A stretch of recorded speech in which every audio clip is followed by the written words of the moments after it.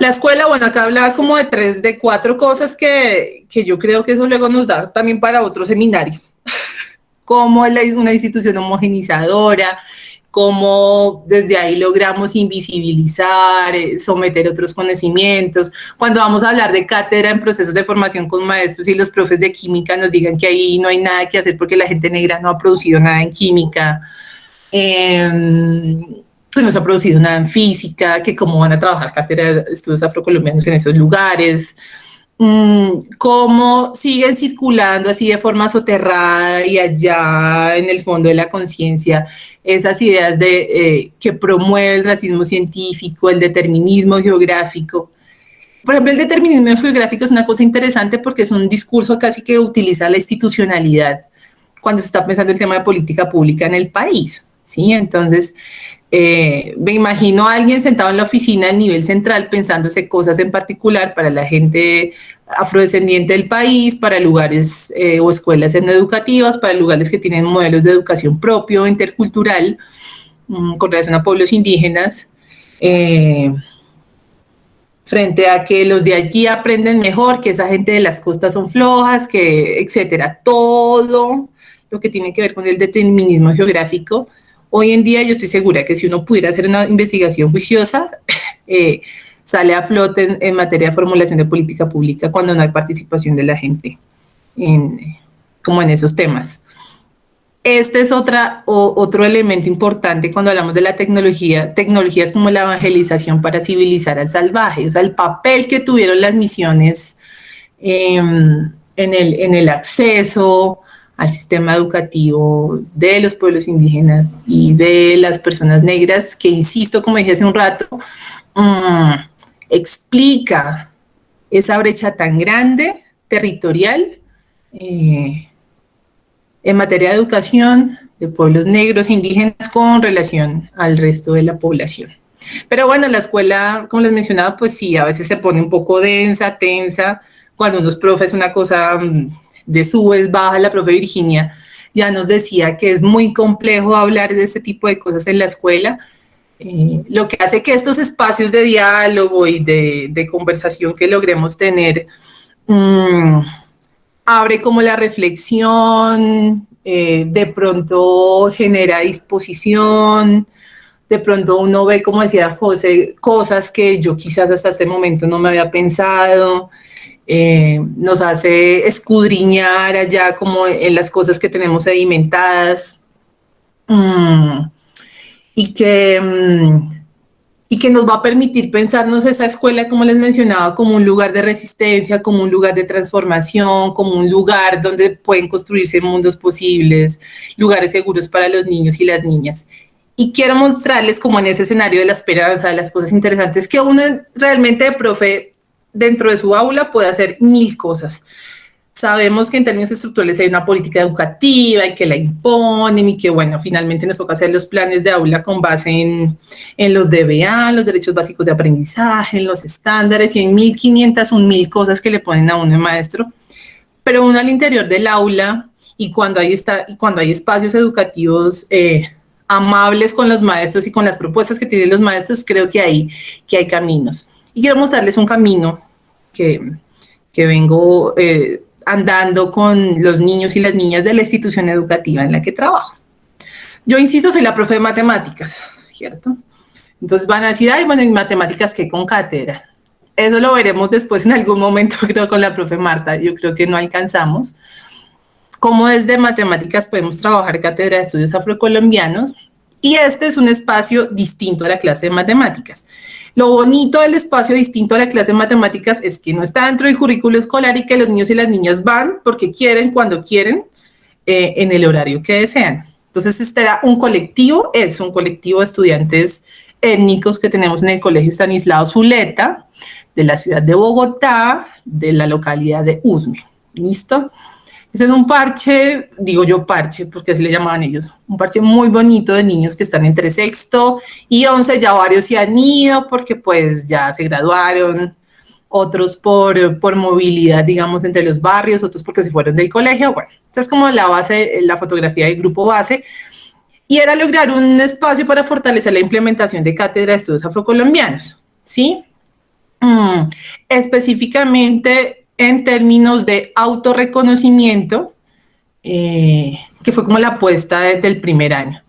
Teníamos como tarea fortalecer la identidad étnico-racial y cultural de los niños y las niñas, acompañar y prevenir casos de racismo, porque ese espacio también se convierte en un lugar, insisto yo, seguro para poder conversar de ese tipo de cosas.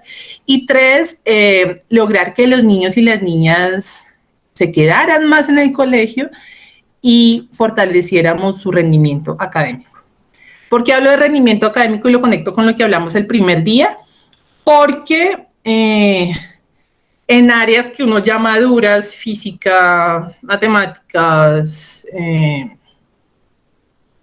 química tal vez, pocas veces digamos, hay problema con que a esos niños y a esas niñas les vaya mal, ¿sí?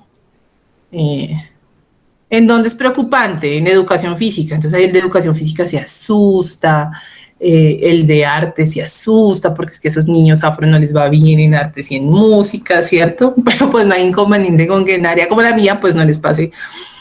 Como sí es normal que no les vaya bien porque ellos tienen otras aptitudes. Entonces la apuesta era como por mejorar también el rendimiento académico de los niños y de las niñas. La metodología que nos encontrábamos una vez al mes, de 1 de la tarde, de 1:20, 1:30 a 5:20, 5:30. Una vez al mes teníamos como el diseño de la sesión, ahorita se los muestro. Hacíamos varias cosas como cineforos, los talleres, algunas sesiones pedagógicas e invitábamos a personas distintas a la profesora Ángela de las matemáticas en la tarde a hablarles sobre qué es ser afrocolombiano y sobre qué es ser un niño o una niña que pertenezca a algún pueblo indígena. Hay niños y niñas afro, y niños y niñas que pertenecen a pueblos indígenas, y niños y niñas que fueron llegando porque ellos los invitaron, sí, los iban invitando como ay, ¿ustedes qué hacen ahí en la tarde? Entonces supongo les decían algo de lo que hacíamos y empezaron a llegar los chicos y las chicas. Tuvimos en ese primer año 9 sesiones, un promedio entre 15 y 30 niños que iba variando. Alguna vez se me coló un niño de otro colegio, pero bueno, digamos que eso es un secreto acá entre nosotros, que estuvo hermanitos y familiares de las chicas entre sexto y décimo. Ha mencionado ahorita 11 porque algunas, por ejemplo, ahí la compañera Córdoba ya estaba en 11, los horarios de sesión. Y la idea era que abordáramos como un tema particular cada mes. Y es visibilizar esos aportes de la gente negra en el país. Entonces, en la primera sesión pues fue como llamarlos, convocarlos, mira, les parecería chévere y demás. Dijeron, no, sí, de una, encontrémonos. El primer mes era pensarnos por qué no levantamos la mano, y es como ese cuestionamiento de ese ejercicio de caracterización que hacemos en el colegio frente a decirles, bueno, ¿quién de ustedes levanta la mano a los niños y niñas indígenas? Y entonces eran como así quietos, no levantaban la mano. Fue una sesión para hablar sobre aquellas problemáticas que impiden que los niños y las niñas en los diferentes colegios se autorreconozcan como pertenecientes a los grupos étnicos. Ese fue como el trabajo de la primera sesión. La segunda sesión, la idea era como, bueno, miráramos quiénes somos, de dónde venimos, qué es eso de ser afrocolombiano, qué sabemos de África, unas actividades específicas. Ese día nos acompañó, por ejemplo, Juan Carabalí, politólogo, persona que viene acompañando hace tiempo el proceso organizativo, y bueno, que se dedica a bastantes cosas. Como un referente, que eso es una cosa interesante frente a los invitados, que sean referentes diferentes a los tradicionales, ¿sí? O sea, tenemos un montón de referentes en términos de deportes, en términos de arte, música, pero pues en otros escenarios donde está también la gente negra, ¿no? Que siento que también es un llamado importante que tiene que hacer la escuela. Juan nos acompañó ese día. El mes de mayo, pues el mes de la herencia africana, entonces fue un evento durante toda la semana. Bueno, un evento no, fueron como momentos, entonces momentos para socializar literatura, que habíamos llevado unos libros, otros momentos para hacer unas exposiciones itinerantes de un par de cosas, de personajes famosos, y así durante la semana pues del 21 de mayo. En junio La idea pues que trabajáramos acerca de quiénes éramos nosotros, acordándome ahora de la cita que seamos desprovistos de historia y de pasado, pues no, hay un pasado antes de la esclavitud y era la apuesta de junio. ¿Quiénes eran nuestros ancestros? Y con base en eso, ¿qué éramos antes o quiénes éramos antes de 1940? ¿Quién éramos antes de la trata ese mes? Nos acompañó esta escritora que se llama Dina Orozco, nos estuvo acompañando ese día en la sesión, acompañándonos que en esa época podía ir la gente al colegio, entonces teníamos el taller toda la tarde. En julio, un trabajo alrededor de personajes, héroes y heroínas afro, ¿sí? ¿Cuál ha sido, por ejemplo, la participación de la gente negra en procesos importantes en el país, como la independencia de Colombia? Y ese día trabajamos con la película Pantera Negra, ¿no? Como esos héroes y esas heroínas para los niños y héroes y heroínas negros. En este caso, nos acompañó, sabes, una pedagoga, Rocío Cabezas. El mes de agosto trabajamos sobre apellidos. Lo de los apellidos es súper bonito porque es un modo de acercarse también a su origen, que fue el modo en cómo rastreamos a los niños y a las niñas indígenas del colegio, por ejemplo. Y pues también como uno rastrea a los niños y a las niñas afro de alguna manera. Sí, no solamente con la marca, pues, que es el color de piel, sino con niños que tienen, o que son de familia birracial, por llamarlo de alguna manera, su mamá mestiza, su papá afro, cómo lo rastrea uno por los apellidos. Ese día también fue súper bonito el trabajo, nos acompañó otra pedagoga, Sharon Olaya, y el cierre es mirar, bueno, dónde estamos, cuántos somos, cómo vivimos, es decir, cómo está la gente negra en el país. Y en este caso, pues era cómo estaba la gente negra en la ciudad de Bogotá. Ese día nos acompañó otro profe. El diseño de la metodología, entonces nos pensábamos los momentos, de tal hora hacemos una cosa, de tal hora la otra, y así como durante la jornada. Esta fotografía es de la sesión que tuvieron con Dina, con la escritora. Eso fue nuestro cineforo, hicimos palomitas de maíz y además viendo Black Panther. Cuando teníamos las salidas pedagógicas, que lográbamos. Esto yo creo que es donde la institución educativa y los directivos docentes tienen que meterle, siento yo, un montón de energía. Cuando te permiten los espacios de construcción distinta, de conocimiento, fluye todo de una manera increíble. Y uno sí logra ver transformaciones. Cuando desde las direcciones es un poco denso, pues todo es muy denso, supremamente denso. Logros, pues consideramos, y ellos lo decían, el aumento como en el tema de autorreconocimiento, reconocer a esos otros también, que como que tú los veías y como que tú sabes que son de los tuyos, pero no.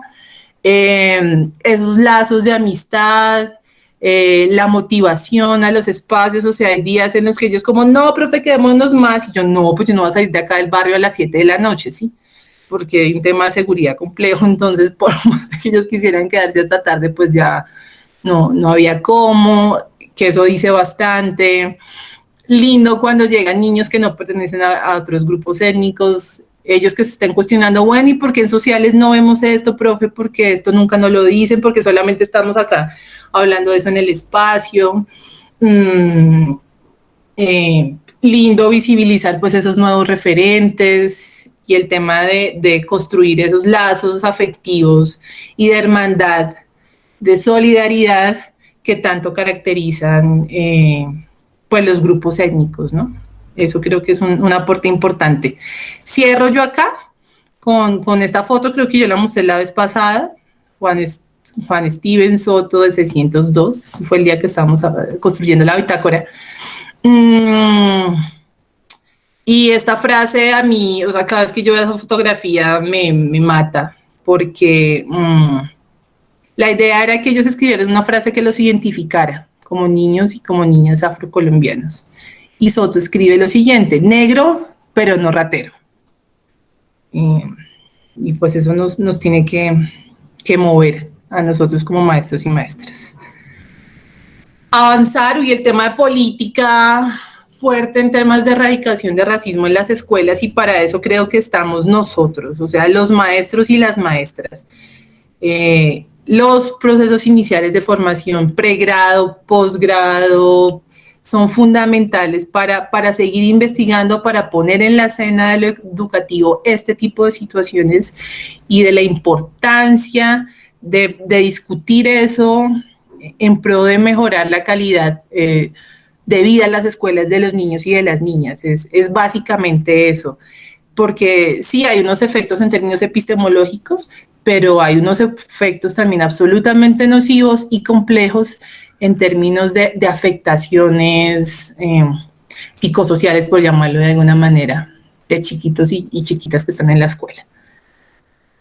Una apuesta clarísima en la formación docente, en normales, en las facultades de educación, pues para explorar esos otros modelos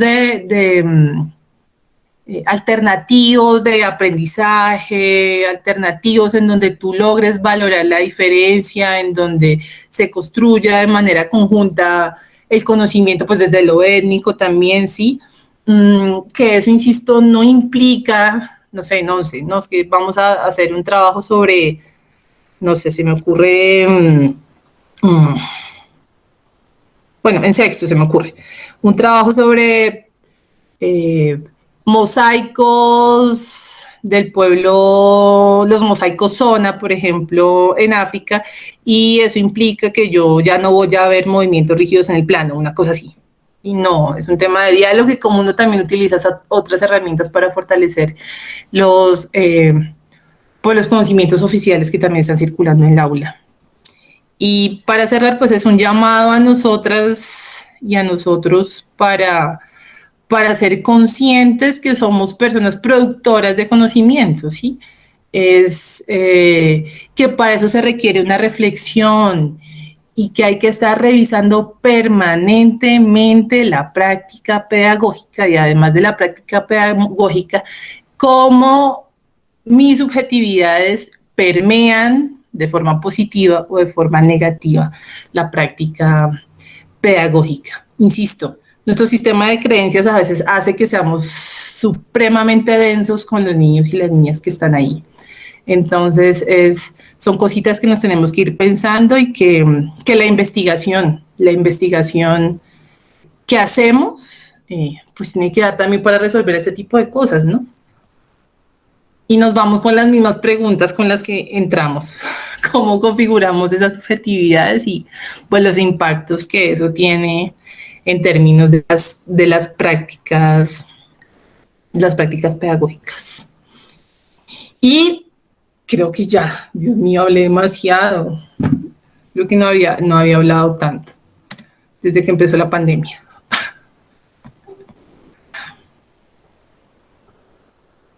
No sé si tienes dudas, preguntas. Sí, Ángela, qué bien todo. Ángela, qué bueno, qué bien todo. Aquí estoy, que José no me deja entrar. Yo quiero entrar por otra cuenta para poder hablar, y José no me da la entrada al taller. Pero no, mira, súper, me ha parecido muy interesante las reflexiones que has planteado. Me parece también bien interesante. Me parece bien. Bueno, aquí ya me dejó entrar. Ahora sí. Ya.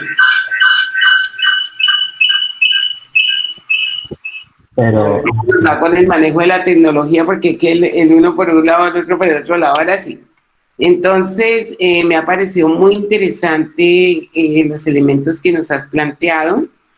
Me parece que en el marco de este workshop, en donde estamos pensando no solamente, digamos, en la práctica pedagógica, sino también cómo formamos docentes investigadores, estos temas pendientes, estos temas de los que muchas veces no hablamos en la clase, como tú lo dices, pues nos deben dar punto a también fomentar en los estudiantes esta capacidad de expresarse, en fomentar entre nosotros esta capacidad de vernos, pero sobre todo de levantar estadísticas y hacer vivos relatos que permanezcan, o sea, por ejemplo, que se viva esta experiencia y cómo podemos escribirla, publicarla, hacerla conocer por otros, no solamente como tú dices por el tema racial o étnico o de minorías, sino por todos los temas, por todas esas etiquetas que de alguna manera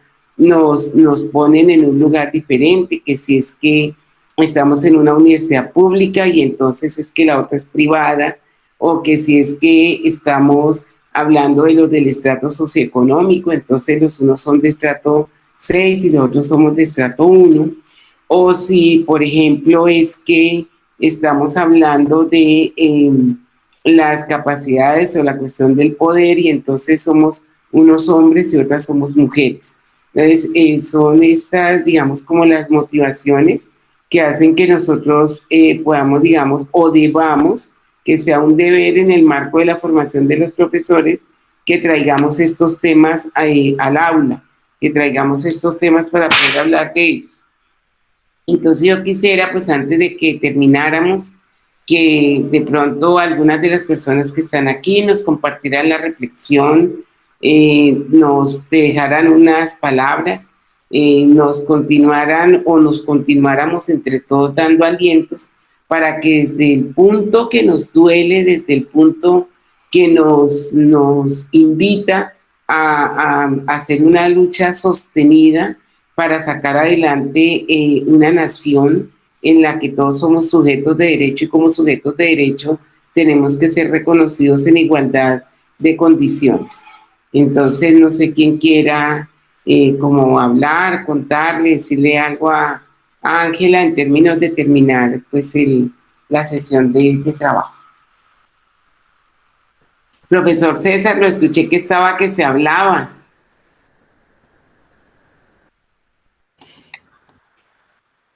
Sí, porque el profesor César no habló antes. Entonces empieza el profesor César.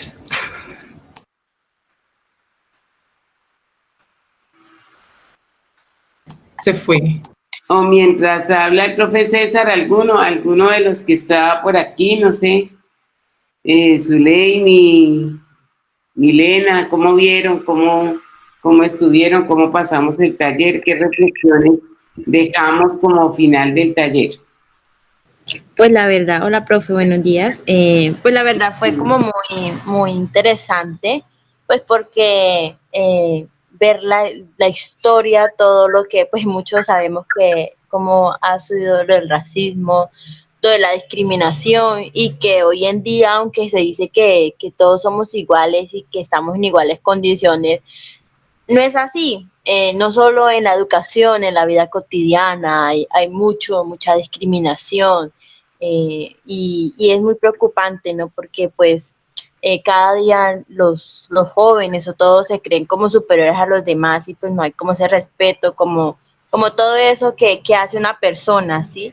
Y que eso se ve mucho en las aulas de clase, la discriminación, el bullying, y que pues esas personas que son violentadas, por decirlo así, porque pues eso es una agresión a la integridad de uno, porque pues lo hace sentir inferior y todo eso, pues no, eso afecta, sí, pues se ve a cabo en su rendimiento y cómo romper esas barreras de que todos somos iguales y que todos estamos en la misma posición y que pues si tenemos una falla o tenemos una falencia en cualquier aspecto, pues entre todos nos reunamos como comunidad, y surjamos y rompemos esas barreras y pues que todos estemos en las mismas condiciones, que construyamos conocimiento, que eso es algo muy bonito y muy enriquecedor, que todos nos sentamos a hablar, a compartir nuestro conocimiento, como que, hey, tienes esta falla, ven, sé un poquito más y entre todos complementamos y aprendamos, que eso es el punto y lo que debemos hacer con la educación, cambiar el pensamiento y la forma de educar. Sí, no los que saben más y los que tienen mejor conocimiento, cualquier cosa arriba y los demás, pues, sí, no tienen las mismas condiciones por distintas cuestiones, sino que entre todos hagamos una construcción colectiva del conocimiento y pues que todos vamos aprendiendo y rompiendo las barreras, que eso es lo que hacían extracurricular con la docente la profesora que mencionaba, que es muy chévere, pero pues también se ve, yo pienso, ¿no? Que como futuro docente, que en mi aula de clase en el momento, pues todos debemos construir en la educación, ¿sí? No que, pues extra, ¿sí?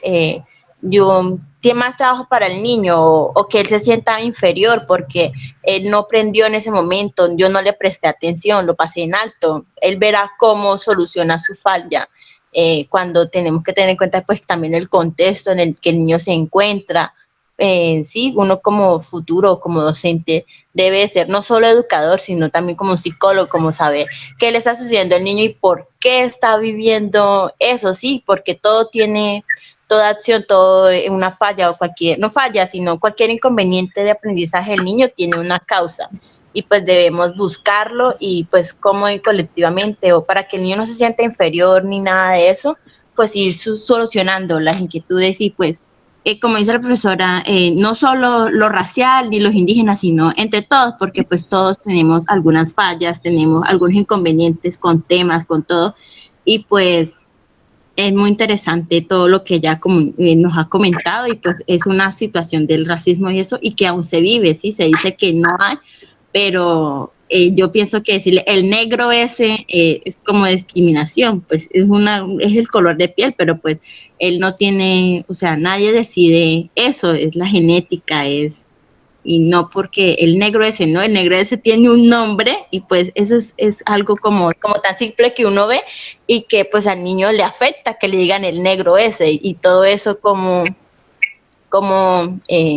sé cómo decirlo, cómo va en relación de que uno cree que es algo como muy simple, pero como que sin sentido, sí, sí, le dijo el negro ese, pero pues uno no sabe el niño cómo se está sintiendo de su color de piel, porque todo el mundo lo discrimina, porque todo eso es como muy interesante y todo lo que ella cuenta, la historia, y pues uno, mucho, como dice ella, que en las clases de historias sociales no se lleva a fondo, pero pues es muy importante tenerlo en cuenta, pienso yo, ¿no?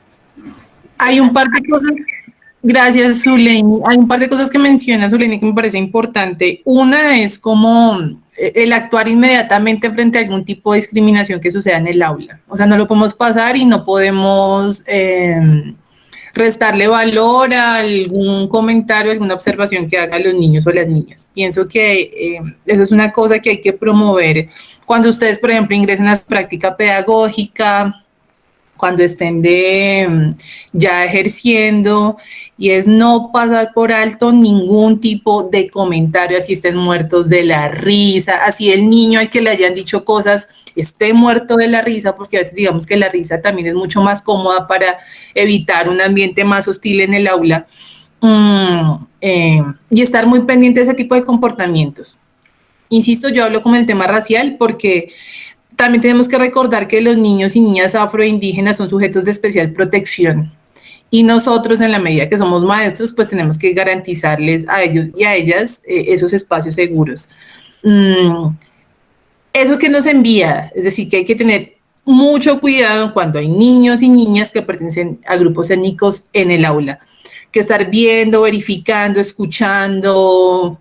Yo no digo que eso no se haga con todos, pues porque uno sí es el psicólogo, es la mamá, es el terapeuta, el cupido, todo se vuelve uno cuando es maestro, pero hay que tener especial cuidado y especial atención con los niños y las niñas, porque son las principales víctimas de racismo y discriminación racial. ¿Listo? Como para cerrar aquí. Está muy bien. Bueno, ¿y quién más quiere por aquí intervenir? Milena, ¿cómo viste? ¿Cómo te fue? Profe Milena.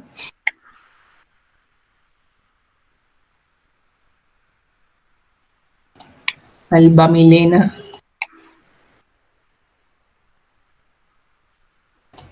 Se nos fue. Virginia, ¿cómo nos fue, Virginia? Bueno, es que ahorita tengo aquí una llamada de una cita médica. No.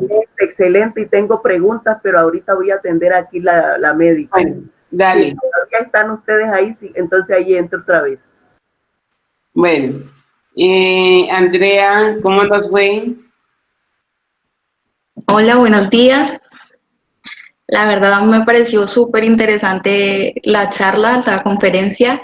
Me gustó mucho porque me doy cuenta que como futura docente, docente en formación, pues mi papel en el aula no va a ser solamente enseñar matemáticas. Mi problema no va a ser solamente que los niños adquieran un conocimiento matemático, sino que también se van a presentar infinidad de problemas con la socialización de ellos, con el comportamiento, y yo tengo que saber intervenir en ese momento.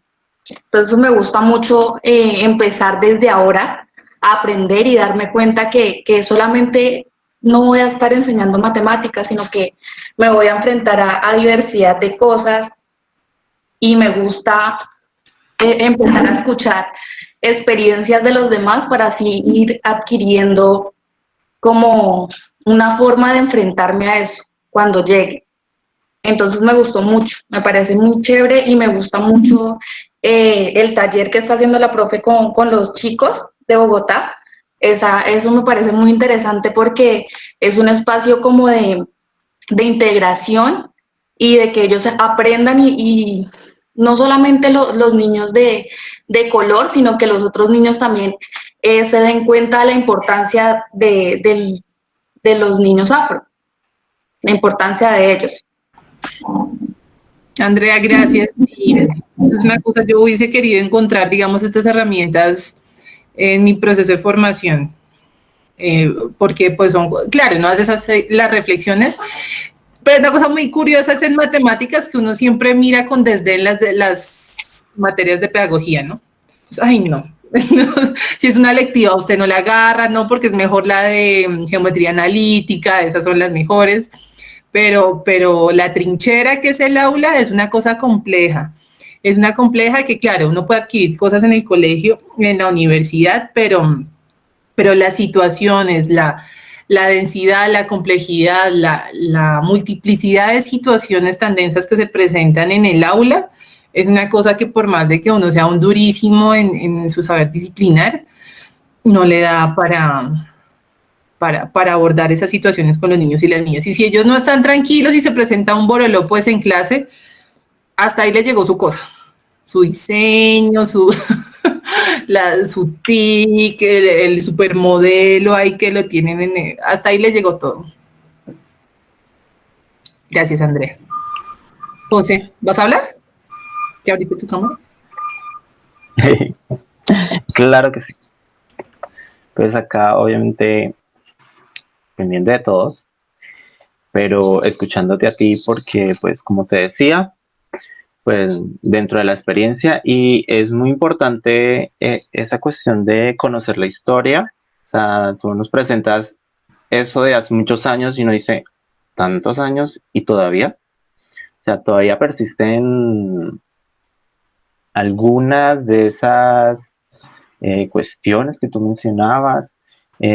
Muchas personas pasan por esas experiencias. Yo creo que no solo las personas negras, ¿cierto? O sea, a veces yo digo, bueno, esas personas de color, yo digo, pero todos tenemos color, ¿no? Todos tenemos color. Entonces a veces uno no entiende por qué dicen, pues, esas palabras. Pero como profesor de matemáticas o cualquier profesor de cualquier área, es importante que no solo nos enfoquemos pues en nuestra área de conocimiento. Claro, pues eso es lo que nos formaron, eso es lo que siempre nos dijeron, no, si se va a enseñar matemáticos, tiene que saber matemática, pero mejor dicho, toda la que pueda. Pero pues nosotros no solo vamos a ser matemáticos, nosotros vamos a ser profesores, vamos a formar personas que pues van a participar como ciudadanos, y hay que también enseñarles que hay que respetar a cualquier persona de cualquier raza, hay que respetar a las personas por su edad o por su género. Entonces, es importante también esta cuestión de conocer esas herramientas, porque a veces no nos las dicen, no las conocemos o no sabemos cómo buscarlas, también puede ser. porque uno no sabe cuándo se le puede presentar esa situación, ¿sí? O sea, puede estar uno en el aula y uno pues también tiene que pensar, no me voy a quedar aquí quieto sin saber qué hacer, y si de pronto en el momento no sé qué hacer, pero pues tengo que buscar la manera de, así sea en otro momento, decirles, bueno, esta situación pasó ese día y vamos a comparar un momento la clase de matemática o la que sea, vamos a decir, bueno, vamos a hacer una reflexión de lo que pasó, ¿sí? Entonces, pues, profesora Ángela, muchas gracias siempre por compartir esas experiencias, esos conocimientos. Espero podamos seguir hablando, esperemos poder tener muchas más charlas, porque creo que quedaron muchas, Ay, pues, por sí, ahí hay se un dieron montón de muchas cosas. preguntas, muchas cosas que yo creo que me quedo sin conocer, que me gustaría conocer. Entonces, de verdad, Preparando muchas gracias. la presentación y decía, no, pero acá hace falta esto, no, pero acá hace falta esto, no, pero hay que armar una cosa sobre el tema de cómo entra la gente afrocolombiana al sistema educativo. Sí, o sea, hay un montón de cosas que yo creo que, insisto, es como mi tema de investigación, pero uno puede hacer ese ejercicio, y es un poco el llamado que hace la profe Marta, a mirar también qué es lo que nos mueve, qué nos permea y qué nos toca. Entonces, si por ejemplo yo estoy muy conectada con el tema de diversidad y género, pues pensemos ese tema también en este escenario, discutamos eso, cómo se moviliza en la escuela. Si eso de pronto no es mi interés, sino yo estoy pensando más en, no sé, en cómo desde la clase de matemáticas abordamos o atendemos a niños y niñas víctimas de conflicto armado, que también hay como unas interseccionalidades ahí fuertes, pues cómo hace de pronto uno también el trabajo juicioso desde su área alrededor de eso, cómo uno puede intervenir frente a una situación de discriminación, digamos, por ese motivo. Bueno, y como es que el universo de la escuela es tan grande, tan rico, tan chévere. Realmente, si deciden ser maestros y maestras, créanme que es un lugar hermoso para producir conocimiento, para construirse uno como persona y para disfrutar la vida, sí. A mí todo me parece aburrido, menos ser profesor. Sí, ahí hay varias cosas bien interesantes. Yo vuelvo a insistir que hemos tratado, o estamos tratando de asumir el reto de traer a la universidad, a nuestra facultad, a la formación de los profesores, todos estos temas. Sobre todo, yo decía ayer esta virtualidad le permite a uno algunas cosas, entonces ayer me tocó dejar un momentico y volarme hasta Antioquia. Entonces estaba hablando en la Universidad de Antioquia y decía algo, o sea, después de que lo decía me escuchaba, ¿cierto? Y es como, por ejemplo, nosotros pues realmente empezamos a darle valor a muchos elementos, como nosotros como maestros, como investigadores, empezamos a darle valor a muchos conocimientos, a muchos saberes. A mí tú dijiste una cosa que me parece muy fundamental, sobre todo porque casi todos los que estamos aquí en la sala somos futuros profesores o profesores de matemáticas. Y en términos de eso, cuando, pues como todas nuestras cuestiones están centradas pues en lo occidental, el tratar de recuperar ese valor, entonces me preguntaba el profesor Walter Castro cuando pues yo decía algo de eso, entonces él me preguntaba, profe, pero ¿cómo hacemos, por ejemplo, nosotros, porque yo hablaba pues desde el arte, cómo tratar de fomentar la creatividad mirando, por ejemplo, algunas regularidades que encontramos en piezas ancestrales, en petroglifos, ¿cierto? Entonces, él me decía, pero ¿por qué entonces comparamos contra el mundo occidental? Yo le decía, es que primero es lo que tenemos. Segundo, pues de todas maneras uno no está tratando de decir que toda una tradición, que todas unas cosas que hay no estamos tratando de borrar con la mano. Yo, por ejemplo, cuando hice mi doctorado, digamos que la teoría, primero hice el doctorado en el seno de un instituto de matemáticas. Y segundo, trabajé esa teoría de los modos de pensamiento, que de alguna manera, pues, esta concreción del pensamiento, pues, está puesta en Europa, nadie lo está negando, ellos lograron, Newton logró, Leibniz logró, pero entonces lo que uno está diciendo es, bueno, están estos saberes, nos tenemos que mover en ello, pero también están estos, y estos ayudaron, porque de alguna manera, decía Newton, yo estuve montado sobre los hombros de gigantes, entonces es conocer nuestra tradición. Y otra cosa que decía que me parece muy importante para reforzar algo de lo que hablaste, es que cuando estamos en las clases, todas las clases, por ejemplo, miremos la clase de ciencias, y entonces le pedimos al niño de ciencias el ejemplo, bueno, vamos a mirar dónde están los científicos. Los niños no conocen los científicos colombianos. Entonces, por ejemplo, inclusive con los artistas, que era mi tema ayer, la mayor parte de gente, tú dices, bueno, vamos a ubicar, ¿dónde? Botero. Y muchos ponen a Botero en España, ¿sí me entiendes? Entonces, muy pocas personas tienen la conciencia de que Botero, por ejemplo, está acá, está en Medellín. Y otra cosa que es bien importante es cuál es el estereotipo que transmiten las obras de Botero, qué tipo de mujer, qué tipo de hombre está puesto allí en estas obras, qué proporción se maneja y a qué etnia o a qué corresponde, digamos, digamos, este mensaje que él manda. Entonces, en ese sentido, me parece que es como bien importante que cuando nosotros estamos hablando de los artistas, de los científicos, bueno, muchos de nosotros no sabemos ni siquiera qué hace nuestro vecino. Ayer, por ejemplo, en la actividad nosotros dijimos, bueno, vamos a llamar unos profesores de la facultad, unidos a dos profesoras que están acá en el workshop, que son la profe Cindy y la profe Audrey. Y entonces vamos a llamarlos a que ellos cuenten cuáles son esas ideas que ellos tienen que nos servirían para transformar la educación. Y entonces uno ve cómo hay un compañero con el que uno se ríe, uno lo saluda, uno sabe quizás hasta dónde vive, sabe qué le gusta, pero no sabe qué es lo que hace, qué está haciendo él para transformar, qué está haciendo él para aportar como líder en una facultad de educación, qué trabajo está haciendo.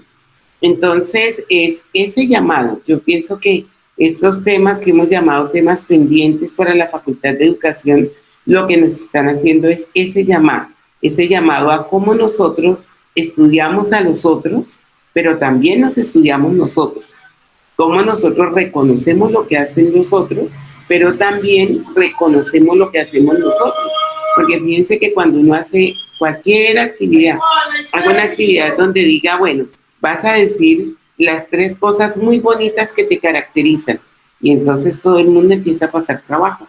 O sea, de pronto muchos no reconocemos que somos amables, o no reconocemos que tenemos una bonita sonrisa, o no reconocemos que tenemos sentimientos, que somos sensibles, pero de pronto sí, en el mismo ejercicio, somos capaces de decir que somos de mal genio, que somos impuntuales, que somos perezosos, o sea, como toda esa cuestión que es de tejido, de formar seres humanos, es la que nos está faltando.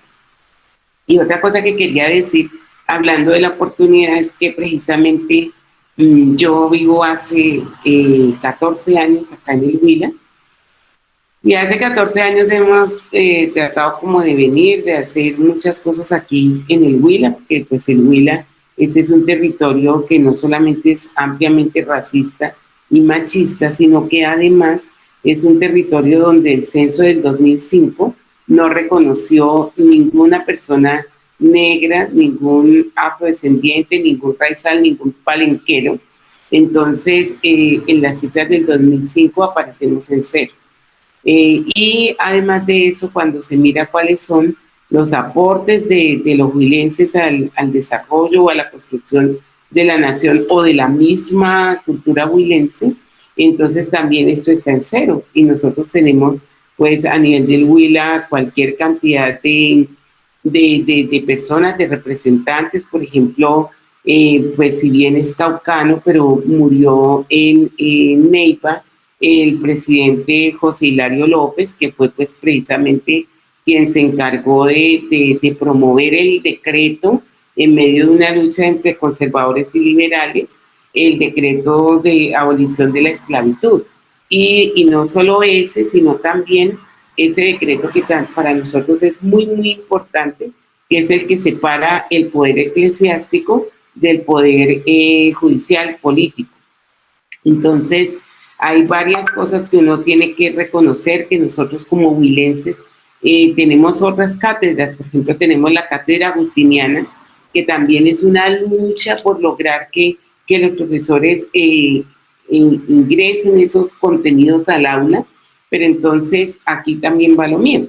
No es que yo tenga que ponerme a construir un discurso sobre San Agustín, un discurso sobre Simón Bolívar, un discurso sobre los colombianos, sino cómo nosotros empezamos a vivir y a reconocer estos saberes en el aula desde la perspectiva de las diferentes disciplinas. Entonces, yo quería eso decir. Siempre me extiendo, pero pues igual esa es la idea de lo que quería, pues como también dejar como a nivel de balance del taller. Quería también decir, bueno, aquí está José tratando de hablar, entonces voy a darle la palabra a Ángela también para que se despida, pero ha estado circulando por allí una información. Nosotros cuando hicimos la programación del workshop tiene 2 semanas, luego tiene un espacio abierto hasta el 2 de febrero, porque es el 2 de febrero donde vamos a hacer el lanzamiento de nuestra agenda de investigación 2021. Entonces, todos nuestros panelistas tienen una tarea, ¿cierto? Que es esa tarea de, a partir de las construcciones de estos días de taller, como dejarnos esa, no sé, una ruta, un paso a paso, una guía, no sé, Ángela, lo que tú consideres, de pronto unos temas pendientes de investigación, unos temas para meter en el aula de matemáticas, no sé. O sea, yo sé que tú ahí lo vas viendo y afortunadamente tienes una amplia perspectiva. Entonces, en ese sentido, lo que quiero decir es que esta actividad nos quedó por alguna razón cruzada con unos minuticos de la actividad de hoy en la que se está hablando, eso está pasando como se dice por streaming, está pasando por Facebook, donde estamos hablando sobre resultados de aprendizaje. En ese sentido, entonces ustedes ven que yo me puse aquí como muy cómoda, porque la socialización de talleres pues la dejamos para mañana, cuando ya terminen todos los talleres, hacemos el balance de los 10, si de pronto por alguna razón alguno no alcanza a asistir, pues entonces igual lo vamos a también a transmitir para que de pronto por redes o algo nos puedan decir alguna cosa. Pero lo más importante es que vamos a estar aquí pendientes y vivos hasta febrero a través de nuestro Padlet, que esperamos que todos los días crezca, que ustedes nos dejen por allí tareas, que nosotros estemos entrando allí. Bueno, el 24 de diciembre, 10 minutos, me entra al Padlet y dejo mi fotito de Navidad, alguna cuestión así para, pues como para recoger estas cosas. Entonces, Ángela, yo me siento súper agradecida.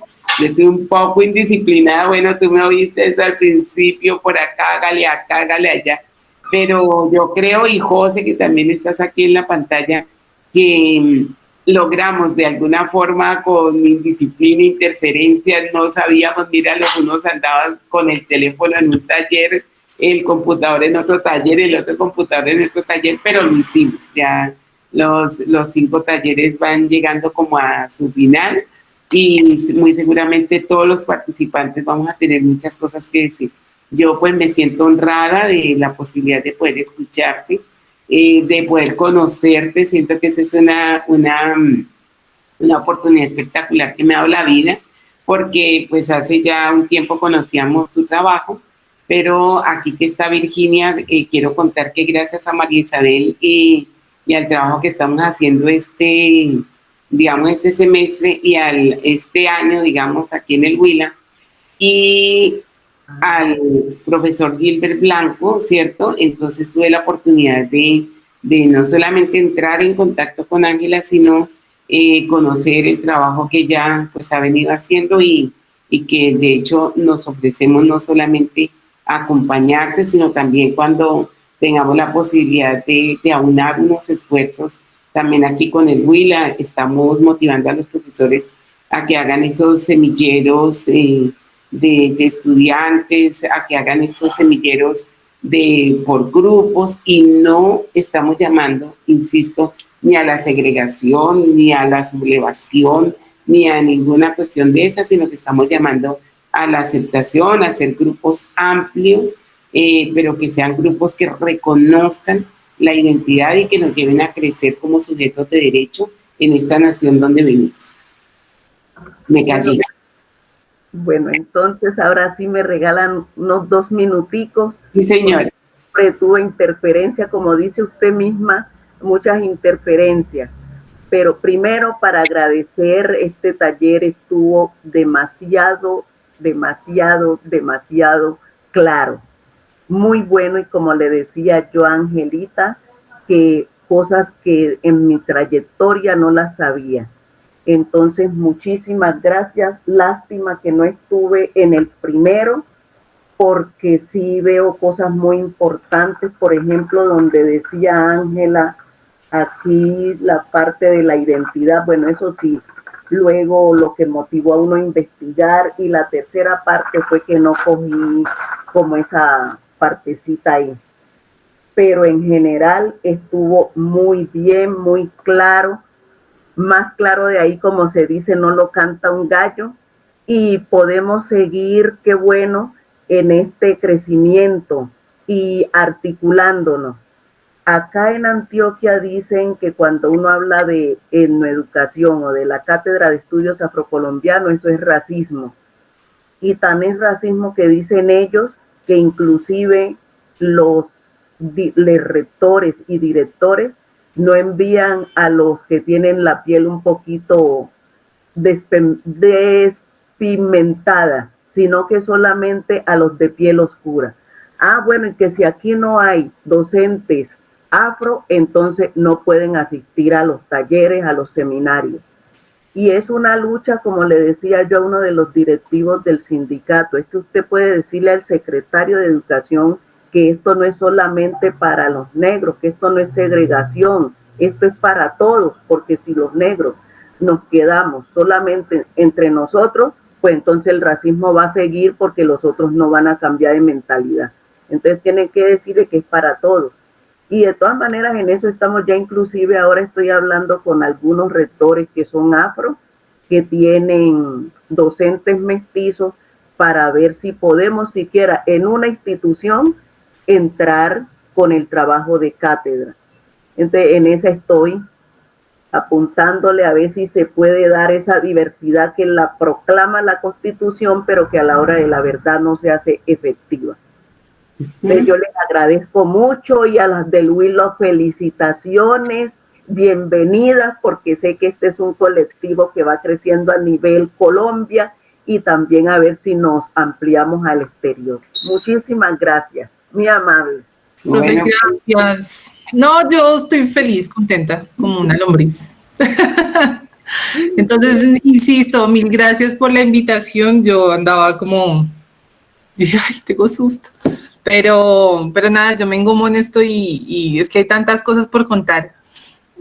Agradecer a la universidad, insisto, por la invitación, y espero, sí, claro, que estemos en contacto y hablar.